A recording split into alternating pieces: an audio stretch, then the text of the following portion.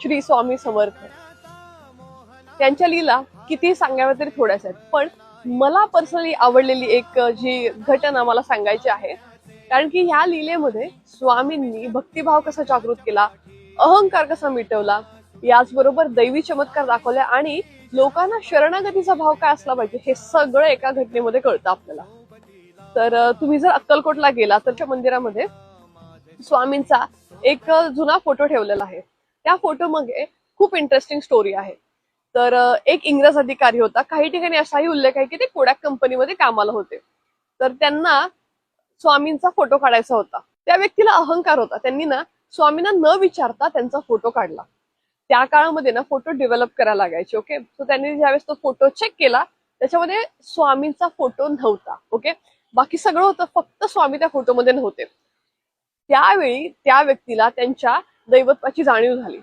त्याने स्वामींची क्षमा मागितली. ते स्वामींना शरण गेले आणि त्यांची परवानगी मागितली आणि विचारलं की मी पुन्हा फोटो काढू का. स्वामींनी ज्यावेळेस त्यांना परवानगी दिली त्यावेळेस त्यांनी त्यांचा दुसऱ्यांदा फोटो काढला. तो जो फोटो काढलेला आहे ना त्या फोटोमध्ये स्वामींचं आपल्याला दर्शन होतं. तर हा प्रसंग मला इतका आवडतो ना. खरं तर त्या ओव्हरऑल त्या परिसरात गेल्यावरच तुम्हाला भावुक व्हायला होतं. फोटो बघितल्यानंतर त्या प्रसंगाची डेप्थ कळते. तुमच्या आयुष्यामध्ये तुम्हाला आवडलेले कुठले स्वामींचे प्रसंग असतील तर ते मला कॉमेंट्स मध्ये तुम्ही नक्की सांगा. आणि अजून एक गोष्ट, मला खूप साऱ्या मैत्रिणी विचारतात की मी साड्या कुठून घेते. नॉट अ पेड प्रमोशन, पण ही साडी जी घेतलेली आहे ती इंडियन वीव्स या ब्रँड कडून घेतलेली आहे. तर मी कॉमेंट्स मध्ये त्यांचे डिस्क्रिप्शन देईन. जय श्रीराम.